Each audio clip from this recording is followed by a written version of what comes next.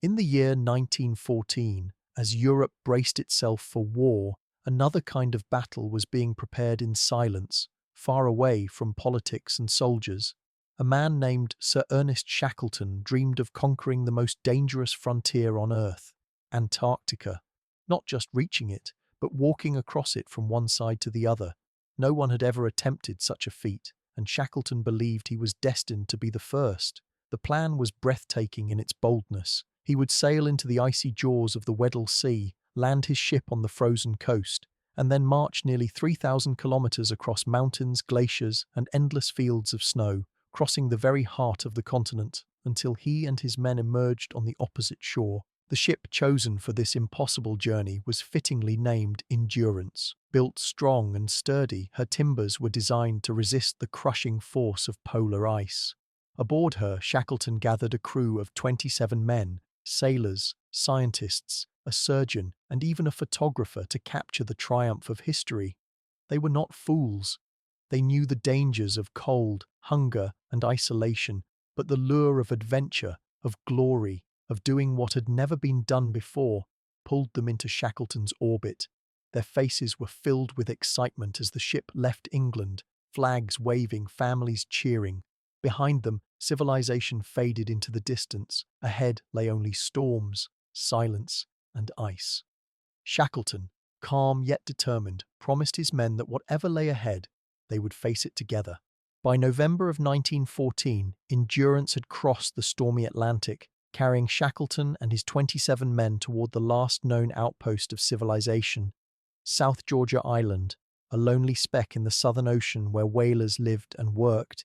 This would be their final stop for supplies, their last chance to touch human hands before venturing into the unknown. Locals warned Shackleton of the dangers ahead. The Weddell Sea, they said, was a graveyard of ice. Surrounded on three sides by the Antarctic continent, the sea held the ice in place, trapping ships like flies in amber. But Shackleton was unmoved. He had come too far to turn back. To hesitate now would be to betray the very spirit of his mission. So despite the warnings, he ordered the Endurance to sail south, deeper into the frozen labyrinth. December passed in a blur of cold winds and endless white. The further they pressed, the heavier the ice became. Vast sheets stretched to the horizon. The ship groaned and shuddered as she forced her way forward, her hull splintering the thinner floes. At times the men leapt from the deck with picks and saws, hacking at the ice to carve a path. At night, they listened to the groaning, cracking sounds of the frozen sea shifting around them. Eerie noises that seemed alive, as if the ice itself was warning them to turn back.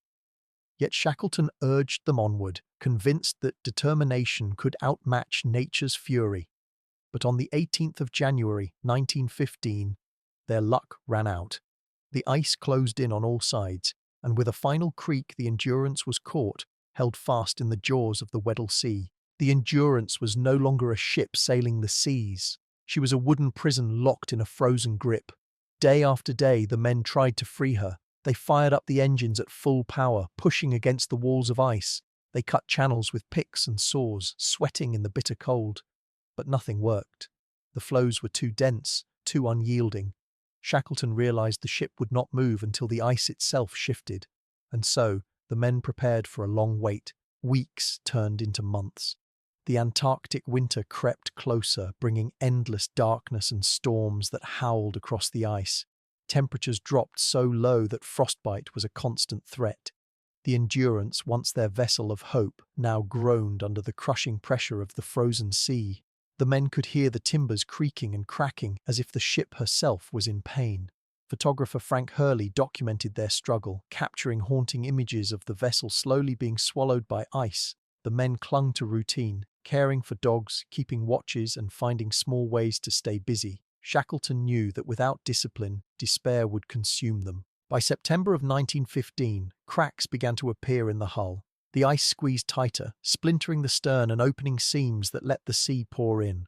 Pumps were manned around the clock, but the water came faster than it could be forced out. Then, on October 24th, the ice heaved violently. A great slab smashed into the side of the ship and water flooded the decks. Shackleton gave the order no sailor wants to hear: abandon ship. The Endurance had endured all she could. Her stern lifted, her bow sank, and at last she gave way to the sea.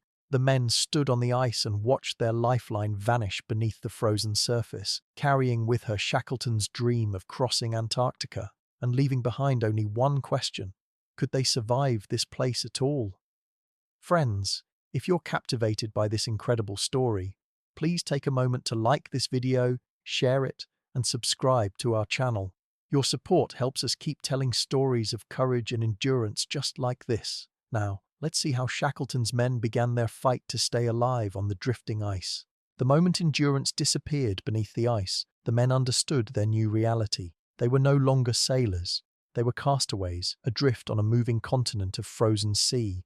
With nothing but tents, sledges, 3 small lifeboats, and a month's ration of food, Shackleton ordered them to set camp on the floe. This first camp became known as Ocean Camp, and for the first time in their ordeal, the men felt the vast emptiness of Antarctica pressing down on them. The silence was broken only by the groan of the ice and the distant bark of their sled dogs. Each man was limited to 2 pounds of personal belongings. Shackleton himself set the example, casting his gold coins and even a cherished Bible into the snow. What mattered now was survival. Photographer Frank Hurley reluctantly chose only 150 negatives to save from the hundreds he had taken. These images would later become the world's window into their struggle. Days blurred into weeks. The men rationed hard biscuits, powdered milk, and tinned meat. When that ran low, they turned to hunting seals and penguins that wandered onto the ice. Shackleton, knowing morale was as critical as food, encouraged games, songs, and small routines to keep spirits alive.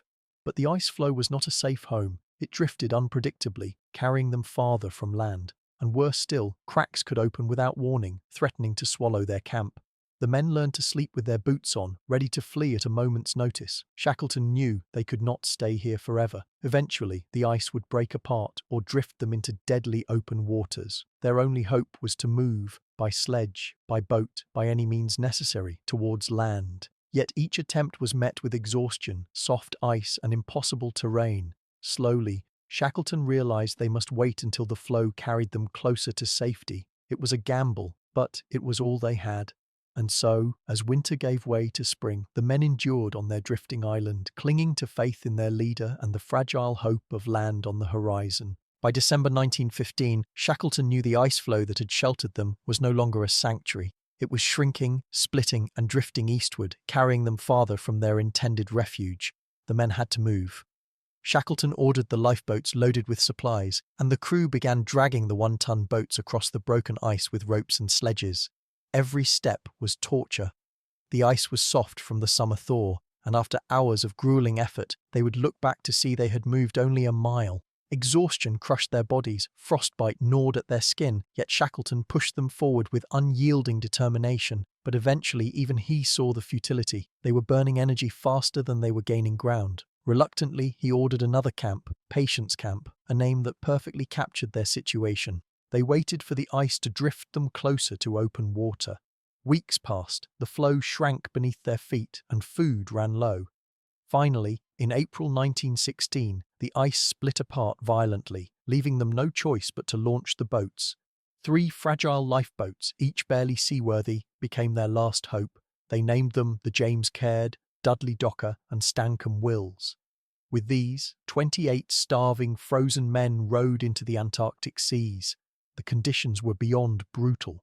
Towering waves slammed into their boats, salt spray froze instantly on clothing, and icy winds cut through every layer. Some men hallucinated, others collapsed from thirst as they melted ice with their own body heat to drink. Navigation was guesswork, the boats tossed like corks in a storm.